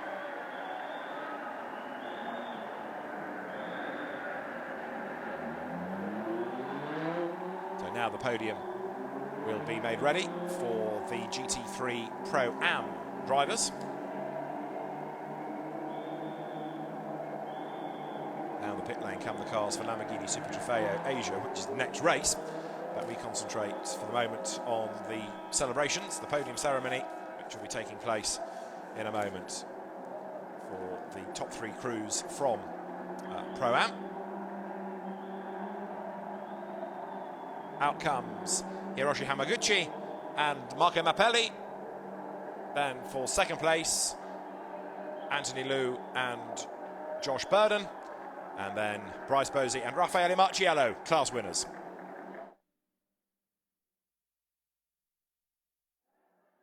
So for the Mercedes team of Grupo Am, an excellent job done. Bryce Bosey and Raffaele Marciello have just left the podium overall. They're back on it as Pro-Am winners. And it will be Tansri Azman Yaya, the chairman of Sepang International Circuit, who should be the man doing the honours with the trophies, which are presented shortly. That is the trophy for these drivers here, sir. So the trophy girls. So for third place goes the way of Hiroshi Hamaguchi and Marco Mappelli. For second spot, trophies now to Anthony Liu and Josh Burden. Car pole position tomorrow thanks to the time of Josh Burden. So one to watch. And they're the winners, Bryce Bosey and Raffaele Marciello. There is also the Blancpain clock to be presented to the AM of Pro-Am winning team, and that means that Bryce Bosey gets the clock, Raffaele Marciello gets a handshake.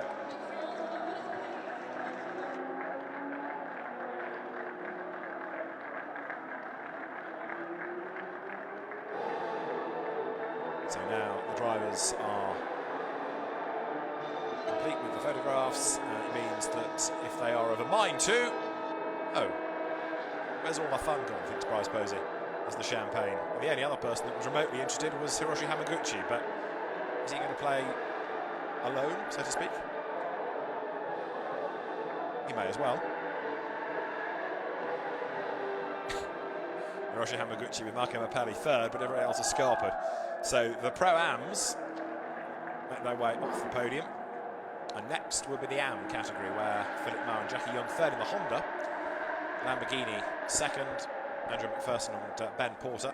And then we have the Audi as the winning car of Naota Takeda and Takuya Shirasaka.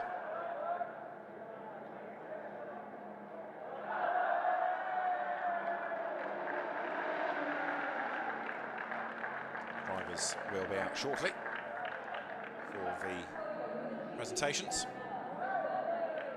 And Philip Marr and Jackie Yun take a podium first time out in the Honda, the NSX GT3. Andrew McPherson and Ben Porter for second place, the first Australian team into the championship. We've seen Australian drivers before, but AMAC, Andrew McPherson's squad, very welcome addition to the grid with the Lamborghini. And second place it is to Andrew McPherson, who tries to get himself on the top step. But Naota Takeda and Takuya Shirasaka are the class winners in GT3 AM, and they will make their way to the top step of the podium.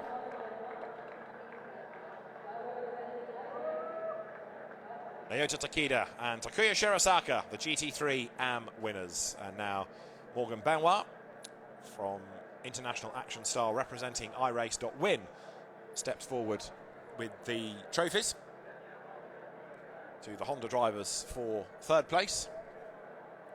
For second, it will be the other end of the podium, Andrew McPherson and Ben Porter. And the top step goes the way of the Audi drivers Naota Takeda and Takuya Shirosaka. Lots of applause for the winning drivers. And with trophies presented, now we'll find out whether they are gentlemanly AMs or not, or whether they are about to let loose with the champagne. And let's see what the plan is. Photographers do the necessary and say, look over there. A wave from Naota Takeda. And thumbs up all round. Big smiles and job done. And now the champagne is about to fly. We've got one more podium to come, and that will be for the GT4 drivers.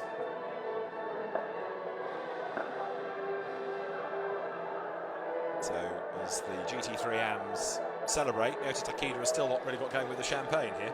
He's on a different strategy, clearly. Like saving it. So for Honda, a good result. The NSX, a new car into GT3 racing, more development to come.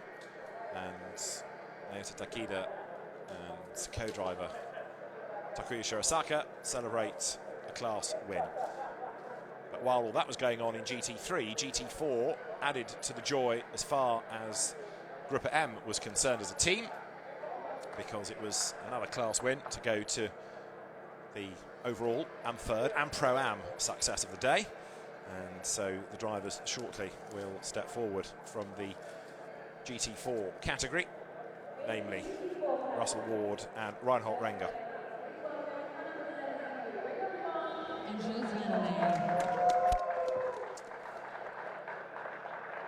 So as Ringo Chong and Gilles Vanelay make their way forward.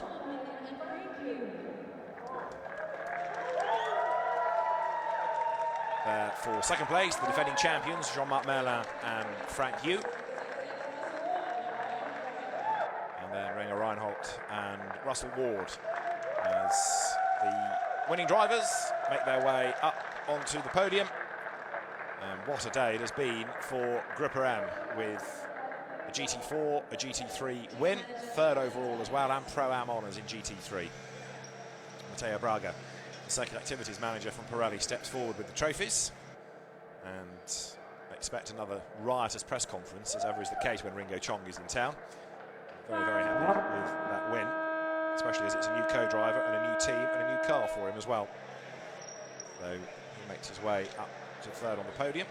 Second trophy is already given to the reigning champions of Jean-Marc Merlin and Frank Yu, and then the class winners Russell Ward and Renger Reinhold are next. And for the permanent championship entries, the checks are presented. $1,500 if you're third, $2,500 if you're second. Benjamin Franasevici, the championship manager, doing the honours, and then to the winners. The biggest check of all for $3,500 goes for Russell Ward and Renger Reinhold. The drivers now huddled together with trophies, and soon as everyone is happy, then the drivers can be released to the press conference and the celebrations at the end of round one of Blancpain GT Series Asia.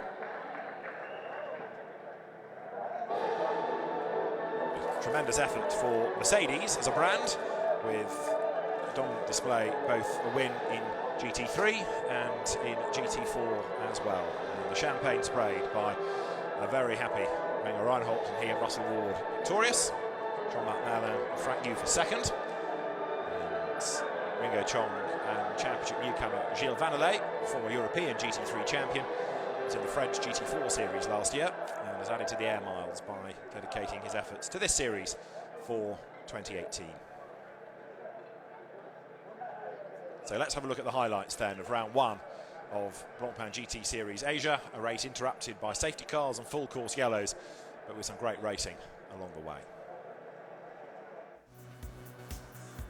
And the race got underway. Lights went green at the last moment, and perhaps that caught off guard 1 or 2 at the very front of the grid, and it meant there was a real bottleneck on the run down towards turn 1. But from pole position, Dennis Lind was the man hanging on to the advantage. Round the outside, tried to go Liu Yi, but to no avail. The Ferrari got run out wide, and so Lind it was who led. But a good effort by Nico Bastian put him up on the outside line at turn 2. As the Lamborghini escaped, it was Bastian then who was left to hang on to second spot. Battles raged on behind it as Aditya Patel managed to get third. The Audi of last year's championship runners-up was looking good. It was not to last though, because it wasn't long before the car limped into the pit lane. We had cars in strife early on, a spinning Andrew McPherson. The damaged Aston Martin had been in and out of the pit lane. And when the pit window arrived, so with a flourish did Nico Bastian. Patrick Niederhauser was installed in the car, and with new rear tyres, it had so much better traction and so much more pace than the leader. The gap started to crumble. In GT4, BMW trying to work its way up the order, but way out in front was the GT4 Mercedes in the hands of Russell Ward and Ranger Reinhold, because that car was pulling further and further away. And on borrowed time, the leading Lamborghini of FFF Racing Team, it wasn't long before Niederhauser was crawling all over the back of Martin Kodrich, and however wide he tried to make the car, it always looked inevitable that the Mercedes would find a way through. And it came round the outside, going from turn 7 to turn 8. They touched, they both got a bit sideways, but the Mercedes was coming through, and it was all smiles at Grupperan. Through the traffic came Niederhauser, a mighty display to win round 1 of Blancpain GT Series Asia. So, round 1 completed. Race 2 tomorrow has got a lot to live up to. We look forward to your company for race 2 of Blancpain GT Series Asia. For now, from Renai Matu and David Addison, bye-bye from Sepang.